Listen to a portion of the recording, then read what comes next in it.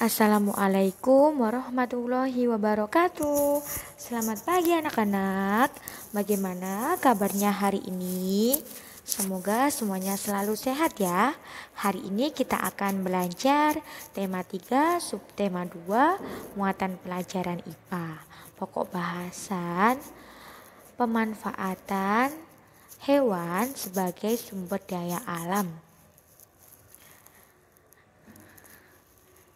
Nah, hewan yang ada di Indonesia tentu sangat beragam, banyak macamnya.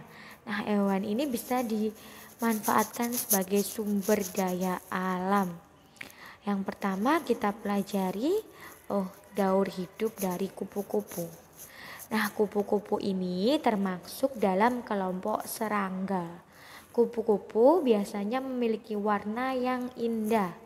Kupu-kupu tidak berbahaya bagi manusia. Daur hidup kupu-kupu ini bermula dari telur yang biasanya melekat di daun. Kemudian matang dan menetas setelah 5-10 hari. Dan kemudian berubah menjadi ulat atau larva. Setelah 2 minggu, ulat atau larva ini akan membentuk kepompong yang biasanya bergantung di ranting ataupun daun selama 2 sampai dengan 3 minggu. Setelah beberapa waktu kemudian, maka kupu-kupu dewasa akan keluar dari kepompong. Nah, jadilah kupu-kupu yang indah. Jadi, daur hidup kupu-kupu tadi dimulai dari telur, kemudian ulat menjadi kepompong, terus kepompong barulah menjadi kupu-kupu yang indah. Nah, kupu-kupu ini dikenal sebagai serangga penyerbu tanaman yang membantu bunga-bunga berkembang menjadi buah. Bagi petani dan orang pada umumnya, kupu-kupu ini sangat bermanfaat untuk membantu penyerbukan tanaman. Nah, jadi dengan adanya kupu-kupu ini kan menempel dari satu bunga ke bunga yang lain ya. Ini sangat bermanfaat untuk petani untuk membantu proses penyerbukan. Nah, penyerbukan itu apa? Ya, dialah proses yang membantu bunga-bunga itu berkembang menjadi buah. Nah, sederhananya seperti itu. Nah, di Indonesia ini banyak sekali berbagai macam jenis kupu-kupu.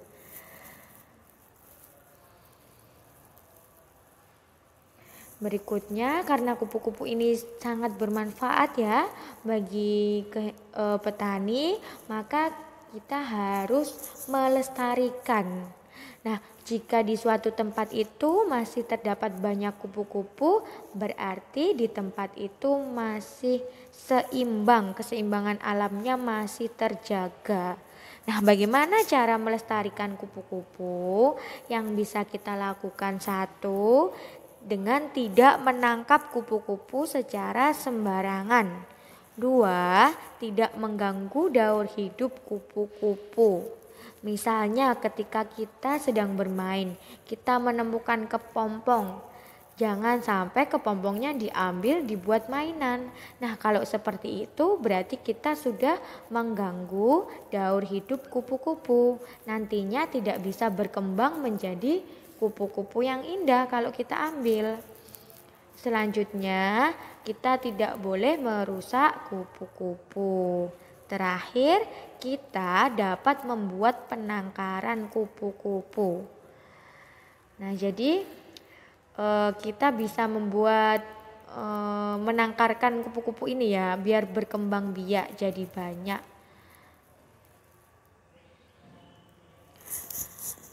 Nah, sekarang pemanfaatan hewan sebagai sumber daya alam.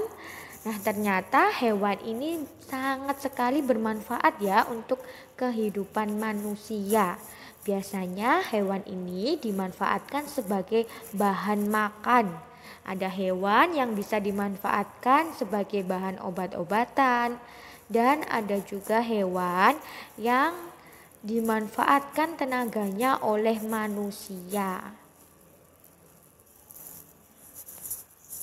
Contoh pemanfaatan hewan oleh manusia diantaranya adalah ayam. Nah, ayam ini sangat bermanfaat sekali ya bagi manusia.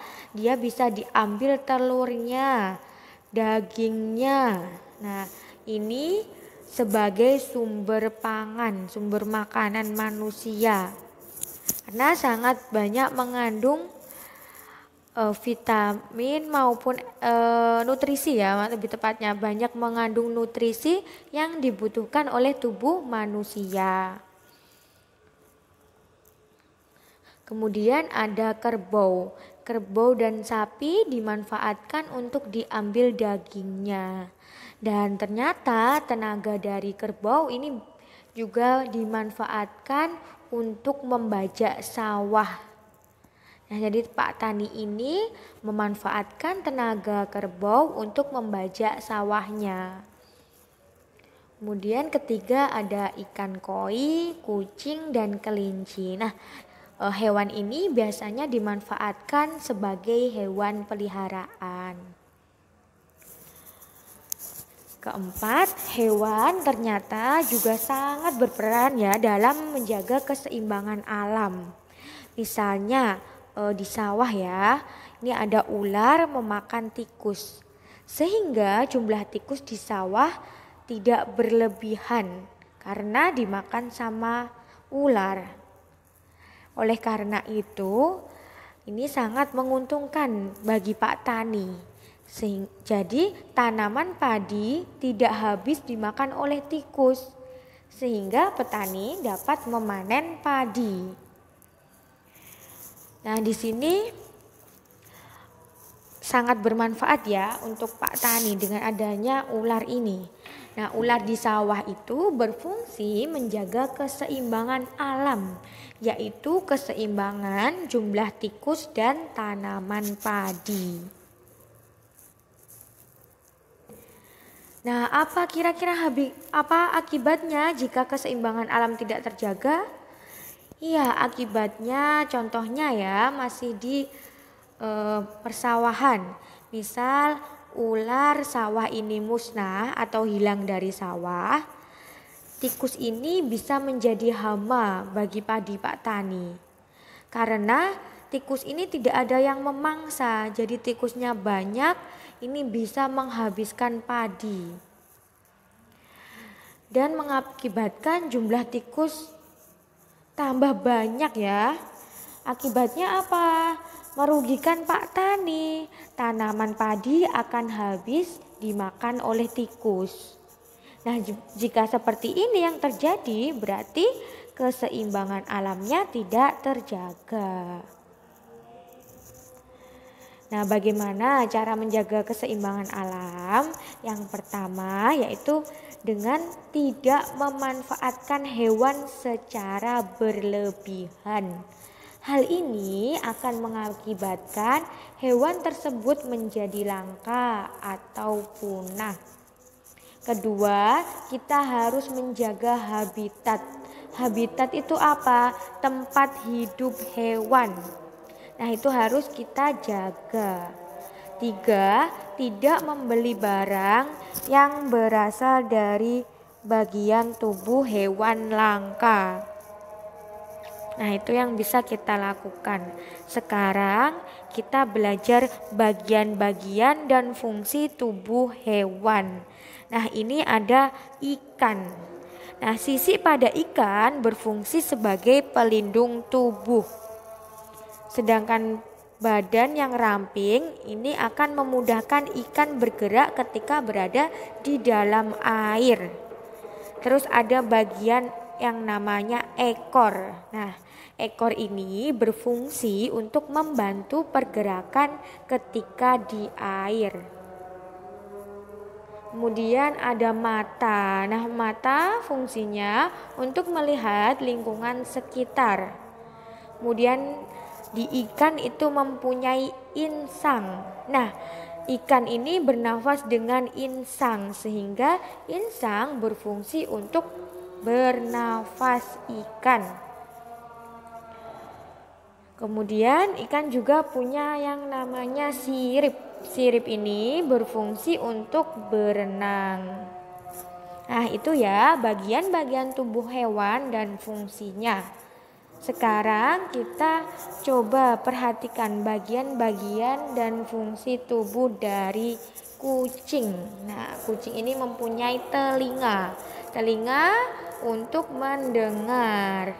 Kemudian mata untuk melihat sekitar, hidung untuk mencium bau, kemudian rambut. Nah, jika pada hewan mamalia, hewan yang melahirkan, itu kita menyebutnya bukan bulu ya, tapi rambut. Nah, rambut pada kucing ini berguna untuk menutupi tubuhnya biar hangat.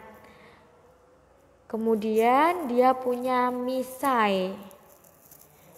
Nah, yang seperti kumis ini. Misai ini digunakan untuk mengetahui keadaan sekitar.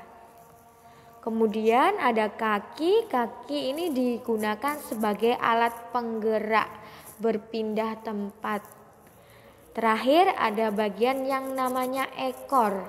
Ekor ini berguna untuk alat keseimbangan. Nah, itu tadi ya bagian dan fungsi pada tubuh kucing.